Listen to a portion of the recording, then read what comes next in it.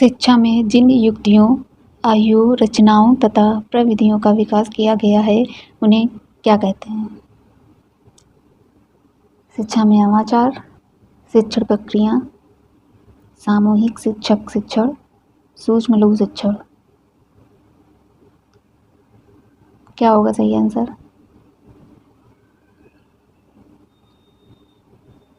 तो हो जाएगा शिक्षा में नवाचार। अगला क्वेश्चन, नवाचार का अर्थ है ए नवीन व्यवहार, बी पुराना व्यवहार, सी ए और बी दोनों, डी उपरोक्त में से कोई नहीं। तो सही आंसर हो जाएगा नवीन व्यवहार। अगला क्वेश्चन, नवाचार एक ऐसा विचार है, व्यवहार है अथवा पदार्थ है जो नवीन है और वर्तमान स्वरूप में गुणात्मक दृष्टि से भिन्न है। यह परिभाषा निम्नलिखित में किसकी है? ए मैककॉलम, बी बार्नार्ड एच.सी., सी गिलबर्ट, डी डेविड पंग। तो इसका सही आंसर क्या हो जाएगा? बार्नार्ड एच.सी। अगला क्वेश्चन, वाणिज्य शिक्षण में निम्नलिखित में किस नवाचार का प्रयोग किया जाता है? अनुकरणीय शिक्षण, सूक्ष्म शिक्षण, ट्यूटोरियल शिक्षण या उपरोक्त सभी। तो इसका सही आंसर क्या होगा? उपरोक्त सभी। वाणिज्य शिक्षण में निम्नलिखित में किस नवाचार का प्रयोग किया जाता है? तो हो जाएगा उपरोक्त सभी। नेक्स्ट क्वेश्चन, सूक्ष्म शिक्षण में विशिष्ट कक्षा कक्ष व परिस्थितियां निहित होती हैं जो सीमित आकार, क्षेत्र तथा समयावधि में संबंधित होती हैं। यह परिभाषा किसकी है? डेविड यंग, लीडू, डॉक्टर सिंह या M.B. बूच। तो इसका सही आंसर क्या हो जाएगा? डॉक्टर सिंह। नेक्स्ट क्वेश्चन, विक्रमित शिक्षण के सिद्धांत निम्नलिखित में कौन सा है?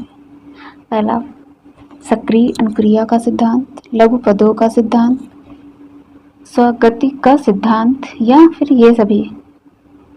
तो इसका सही आंसर क्या हो जाएगा? इसका राइट आंसर ये सभी।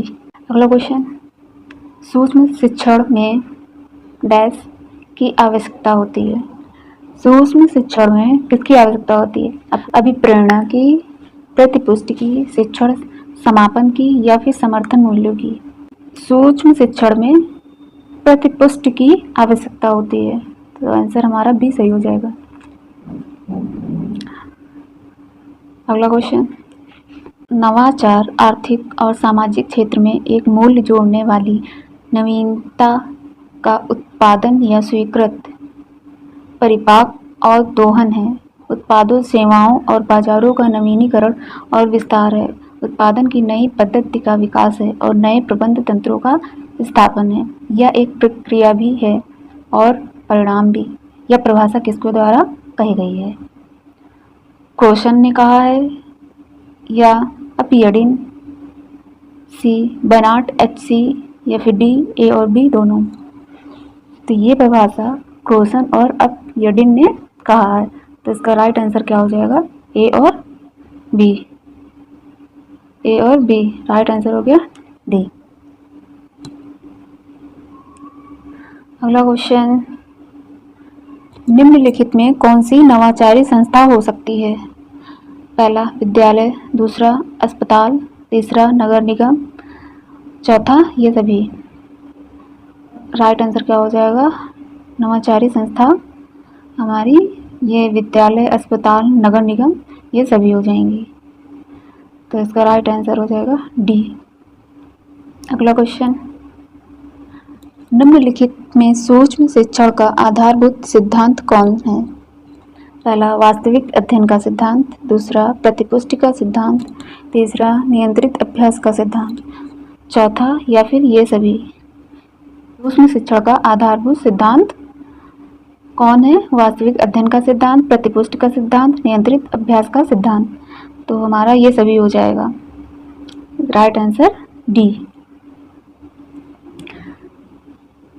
नेक्स्ट क्वेश्चन, चलिए 11वां क्वेश्चन देखिए। टोली या दल शिक्षण की एक अनुदेशनात्मक व्यवस्था है जिसमें शिक्षण दल तथा विद्यार्थी एक साथ कार्य करते हैं। इनमें से दो या दो से अधिक शिक्षक उत्तरदायित्व के साथ अनुदेशन करते हैं। यह परिभाषा किसकी है? पहला रोपलिन, दूसरा Freeman, C H S. Davis, D जेलायट ट्रप। इसका राइट आंसर हो जाएगा ए, रोपलिन। अगला क्वेश्चन पढ़ते हैं। सूक्ष्म शिक्षण का विकास एलन द्वारा कब किया गया? एलन ने सूक्ष्म शिक्षण का विकास कब किया?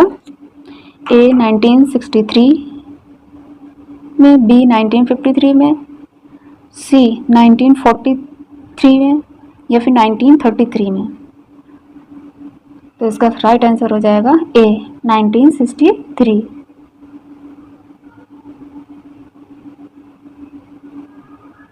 अगला क्वेश्चन, निम्नलिखित में से कौन सी कंप्यूटर की विशेषता है? ए स्वचालन, बी संग्रह क्षमता, सी उच्च सक्षमता या फिर डी ये सभी। तो कंप्यूटर की विशेषताएं हमारी स्वचालन, संग्रह क्षमता, उच्च सक्षमता ये सभी हो जाएंगी। तो आंसर हो जाएगा हमारा डी, ये सभी। 14 क्वेश्चन, कंप्यूटर को सह अनुदेशन के रूप में इलायनवायसे विश्वविद्यालय में सर्वप्रथम प्रयोग में कब लाया गया था? ए वर्ष 1951, बी 1961, सी 1971 या फिर डी 1982। तो इसका राइट आंसर हो जाएगा बी 1961। चलिए अगला क्वेश्चन पढ़ते हैं। नवाचार क्या है? ए प्रक्रिया है या परिणाम है या फिर सी ए और बी दोनों है या फिर डी उपरोक्त में कोई नहीं। नवाचार क्या है? तो नवाचार हमारा प्रक्रिया और परिणाम दोनों है। तो राइट आंसर हो जाएगा सी, ए और बी दोनों,